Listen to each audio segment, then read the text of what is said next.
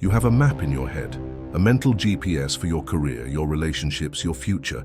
We all do. It's how we navigate the chaos of modern life. But what if I told you there was an older map, not of roads and cities, but of reality itself? A cosmic blueprint so detailed and so profound, a select few claimed they could actually travel through it, bending the rules of existence along the way.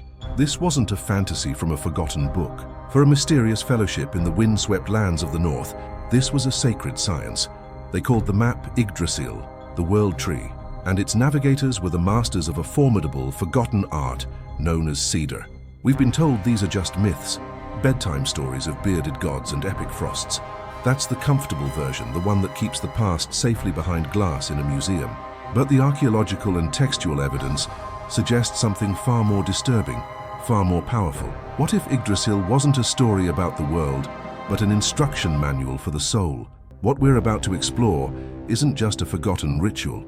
It's a terrifying, ecstatic technique for hacking the source code of consciousness, a journey we've all forgotten how to take.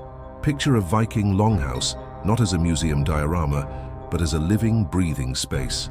The air is thick with the smell of wood smoke, sweat, and a tension so palpable you could cut it with a knife. The harvest has failed, a neighboring clan threatens war, and the future of the entire community hangs by a thread. In this moment of extreme crisis, they don't turn to their chief or their strongest warrior. They turn to her, the völva, the seeress. She was the society's spiritual specialist, a psychic surgeon whose operating table was the fabric of reality itself. Her role, as detailed in sagas like the saga of Eric the Red, was utterly essential. She wasn't a fringe outcast. She was a respected and deeply feared professional called upon when all other solutions had failed. This was not a career path for the faint of heart. Her work carried the weight of life and death. The ritual begins. She ascends the seiðr, a specially constructed high seat that elevates her above the community, both physically and metaphorically. It's a stage for a performance that will blur the line between worlds. In her hand she clutches her völva, a staff often made of iron or wood. To our modern eyes, it's an artifact. To her, it was an antenna, a focusing tool, a key to unlock doors in the mind that have long since rusted shut for the rest of us. Her assistants, forming a circle, begin the Galdr. These are not just songs. They are hypnotic, repetitive, and deeply strange chants. Their purpose is psychoacoustic, to methodically break down the barriers of normal perception, to crack the shell of the mundane world. This isn't just speculation spun from myth. It's backed by chilling archaeological evidence. At the Firkat fortress in Denmark, a grave of a high-status woman believed to be a völva was unearthed. She was buried with her iron staff, which contained a small, hollowed-out section, perhaps for symbolic items. More revealingly, she was buried with a pouch containing seeds from the henbane plant. Henbane is not a seasoning. It's a potent and dangerous psychoactive substance, capable of inducing intense, vivid, and terrifying visions. We haven't just found the stories. As scholar Neil Price argues in The Viking Way, we've found the literal toolkit for these journeys. As the chant intensifies and the psychoactive agents take hold, a change comes over her. Her body might tremble violently, then go rigid. Her eyes, once focused, now stare into a distance no one else in the room can see. For the anxious tribe watching from below, she appears to be wrestling with an invisible force, caught between life and death. But in her own perception, the real journey is just beginning. The smoky longhouse dissolves. The worried faces of her people fade like smoke. She has become unmoored from Midgard, the world of men. She is now at the base of Yggdrasil, the great ash tree that is the axis of the cosmos. But this is no simple vision quest. It's a targeted mission. She must navigate this cosmic geography with intent. Does she need to travel down into the misty depths of Niflheim to consult a long-dead ancestor? Or perhaps she must journey to the realm of the giants Jotunheimer to uncover the source of a curse. Each realm, each path holds a specific type of knowledge and a specific type of danger.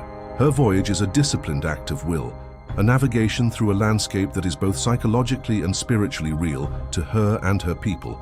They weren't just telling stories about the universe. They were trying to draw a map and send explorers into it. Already intrigued? Hit subscribe so you don't miss what comes next. These practitioners were hacking the system, bringing back vital intelligence from beyond the veil to solve real-world problems. But as her consciousness travels the branches of that cosmic tree, a profound and unsettling question begins to form. What if this map of the 9 worlds wasn't a map of the universe at all? What if it was a map of something far closer to home? Here is where the story shatters its own frame. We've been looking at Yggdrasil as an external cosmic structure. But what if we've been looking through the telescope the wrong way? What if the Völva's perilous journey wasn't outward into the stars, but inward, into the deepest, most complex structure known to exist, the human psyche itself? What if Yggdrasil isn't cosmology, but a breathtakingly sophisticated model of consciousness? Think about it. The 9 worlds perfectly align with archetypal states of being. Midgard, our world, sits in the center, the ego, the waking self, constantly besieged by forces from above and below. Below it you have Svartalfheim, the realm of the dwarves, masters of craft and shadow, representing our subconscious skills, our buried talents, our mechanical genius. Deeper still is Niflheim, the primordial realm of ice and mist, the true unconscious mind, a place of formless potential, forgotten memories, and raw, instinctual energy. And above, there's Asgard, the luminous realm of the gods, the Aesir. This isn't just heaven, it's the superconscious, the higher self, the seat of inspiration, order, and divine purpose. It's the source of the aha moment you feel, that jolt of creative energy that seems to come from nowhere. Alfheim, the land of the light elves, could be seen as the realm of imagination, art, and idealized thought. The Völva wasn't traveling to other planets. She was navigating these internal states with the precision of a modern neuroscientist mapping the brain.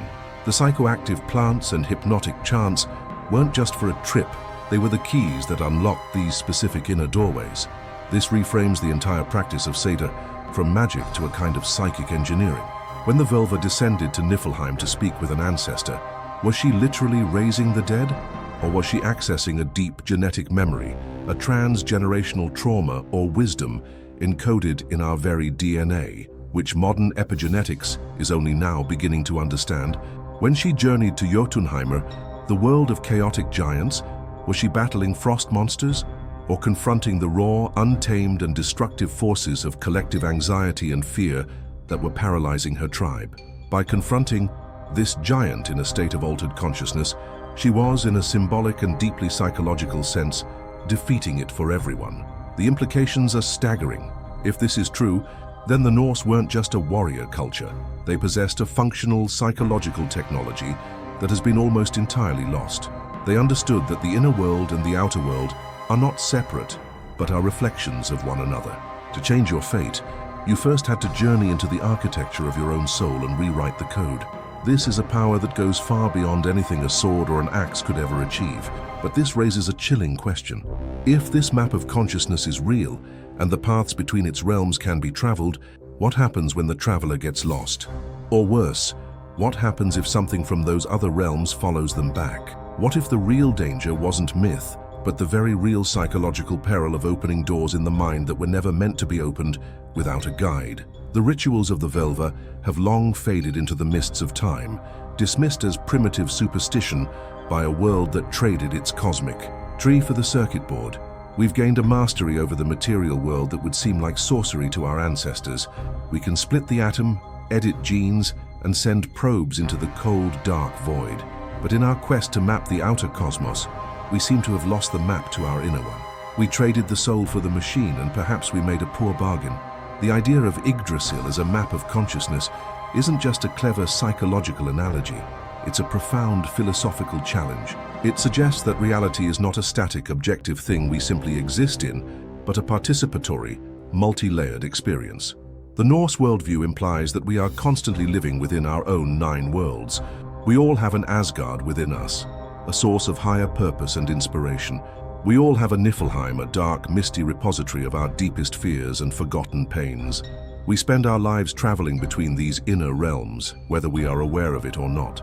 The tragedy of the modern age is not that we stopped believing in Yggdrasil, but that we forgot how to navigate it consciously. We are travelers without a map, drifting aimlessly through our own inner landscapes, tossed about by the chaotic storms of Jotunheimr, our anxieties and societal panics, without a Völva to guide us.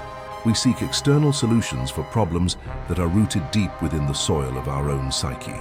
We look for fulfillment in Midgard, the world of things, when true meaning might lie in a journey to our inner Alfheim or Asgard. This ancient wisdom leaves us with a stark, existential question, a true challenge for the soul's journey. The Norse knew where they stood on the cosmic tree and what their journey entailed. But where do you stand? Are you building walls in Midgard, hoping to keep the chaos out? Or are you courageously descending into your own Svartalfheim to master your hidden crafts? Are you daring to climb towards the light of your own inner Asgard? The ultimate mystery isn't what happened to the ancient practitioners of seiðr. The ultimate mystery is what you will do with the Yggdrasil that grows, right now, within you. Liked this journey? Hit subscribe for more mysteries. And that's our hunt for now, a wild mix of documented history and tantalizing what-ifs based on bibliographical sources. What do you think?